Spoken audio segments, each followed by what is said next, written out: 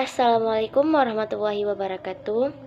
Saya Silka Amalia dari Program Studi Ekonomi Syariah Universitas Islam Negeri Araniri, Banda Aceh. Di video ini saya akan menjelaskan mengenai desain organisasi dan perjanjian kerja. Pengertian desain organisasi. Desain organisasi menurut Ivan Semfis mendefinisikannya sebagai proses penentuan keputusan untuk memilih alternatif kerangka kerja jabatan, proyek pekerjaan, dan departemen. Dengan demikian, keputusan atau tindakan-tindakan yang dipilih ini akan menghasilkan sebuah struktur organisasi. 6 elemen utama dalam organisasi. Yang pertama, spesialisasi kerja. Spesialisasi kerja ialah pembagian kegiatan pekerjaan ke dalam berbagai tugas-tugas yang terpisah. Spesialisasi kerja juga bisa disebut pembagian kerja. Tujuannya agar individu tersebut dapat menguasai keahlian lain dalam upaya peningkatan output kerja. Sekarang ini kita menggunakan istilah spesialisasi kerja untuk melakukan sejauh mana tugas-tugas di organisasi itu dibagi-bagi menjadi sejumlah pekerjaan sendiri. Inti dari spesialisasi adalah bahwa keseluruhan pekerjaan tidak dikerjakan oleh satu orang, tapi dipecah menjadi beberapa langkah, dan setiap langkah diselesaikan oleh orang yang berbeda. Karyawan individual dispesialisasikan untuk melakukan sebagian aktivitas, bukannya keseluruhan aktivitas pekerjaan. Yang kedua, ada departementalisasi. Departementalisasi adalah kegiatan pekerjaan bersama yang harus dihimpun kembali sehingga berbagai pekerjaan yang terpisah dapat dikoordinasikan dan diintegrasikan kembali. Bentuk departementasi yaitu departementasi fungsional, departementasi geografis, departementalisasi produk, departementalisasi proses, dan departementalisasi konsumen. Yang ketiga ada rantai komando. Rantai komando merupakan garis wewenang yang tidak terputus yang membentang dari tindakan atas organisasi hingga tingkatan paling bawah dan menjelaskan siapa pelapor kepada siapa wewenang merupakan hak yang melekat pada posisi manajerial tertentu yang memberitahu orang yang harus dilakukan dan mengharapkan orang itu melakukannya.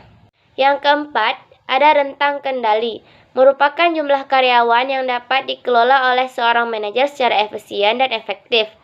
Pandangan kontemporer mengenai rentang kendali mengakui bahwa ada banyak faktor yang mempengaruhi jumlah karyawan yang memadai, yang dapat dikelola seorang manajer secara efisien dan efektif.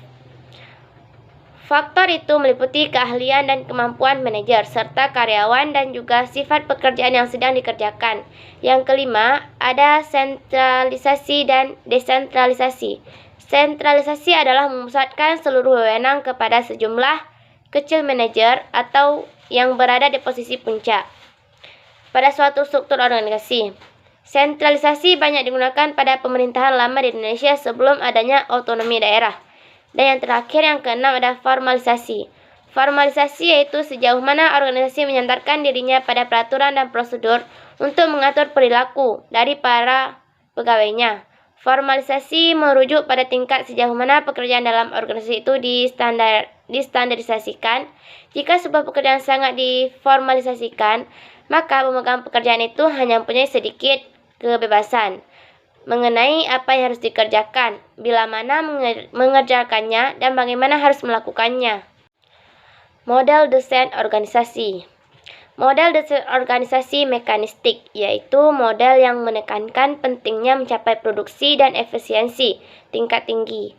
Henry Fayol mengajukan sejumlah prinsip yang berkaitan dengan fungsi pimpinan untuk mengorganisasi, dan 4 diantaranya berhubungan dengan pemahaman model mekanistik, yaitu prinsip spesialisasi, yaitu merupakan sarana terbaik untuk mendayagunakan tenaga individu dan kelompok. Prinsip kesatuan arah, yaitu semua pekerjaan harus dikelompokkan berdasarkan keahlian. Prinsip wewenang dan tanggung jawab, yaitu manajer harus mendapat pendelegasian wewenang yang cukup untuk melaksanakan tanggung jawab yang dibebankan kepadanya. Prinsip rantai skalar, yaitu hasil alami dari pelaksanaan ketiga prinsip sebelumnya, adalah rantai tingkatan manajer dari peringkat wewenang paling tinggi sampai dengan peringkat paling rendah. Rantai skalar adalah jalur keseluruhan komunikasi vertikal dalam sebuah organisasi. Yang kedua, ada model organik, yaitu menekankan pada pentingnya mencapai keadaptasian dan perkembangan yang tingkat tinggi.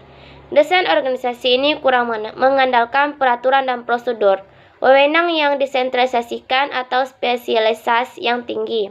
Model organik desain organisasi merupakan kontras dari model mekanistik. Karakteristik dan praktek organisasi yang mendasari model organik sama sekali berbeda dari karakteristik dan praktek yang mendasari model mekanistik. Perbedaan yang paling mencolok antara kedua model itu berasal dari kriteria keefektifan yang berbeda yang ingin diusahakan sebesar-besarnya oleh masing-masing model. Jika model mekanistik berusaha untuk mencapai efisiensi dan produksi secara maksimum, maka model organik berusaha untuk mencapai keluasan dan keadaptasian yang maksimum. Desain organisasi tradisional dan kontemporer. Yang pertama yaitu desain organisasi tradisional. Ada 3. Yang pertama ada struktur sederhana, birokrasi, dan struktur matriks. Desain organisasi kontemporer. Ada 3 juga. Yang pertama ada struktur tim, organisasi virtual, dan organisasi nirbatas. Kesimpulannya ialah struktur organisasi memberikan kerangka yang menghubungkan wewenang. Karena struktur merupakan penedapan dan penghubung antar posisi para anggota organisasi. Desain organisasi merupakan proses perkembangan hubungan dan penciptaan struktur untuk mencapai tujuan organisasi. Jadi, struktur merupakan hasil dari proses desain. Selain memiliki struktur, organisasi juga memiliki desain organisasi. Desain organisasi Ivan Shevchev mendefinisikannya sebagai proses penentuan keputusan untuk memilih alternatif kerangka kerja jabatan, proyek pekerjaan, dan departemen. Dengan demikian, keputusan atau tindakan-tindakan yang dipilih ini akan menghasilkan sebuah struktur organisasi. Sekian penjelasan materi dari saya. Apabila ada kekurangan, saya mohon maaf. Saya akhiri. Wassalamualaikum warahmatullahi wabarakatuh.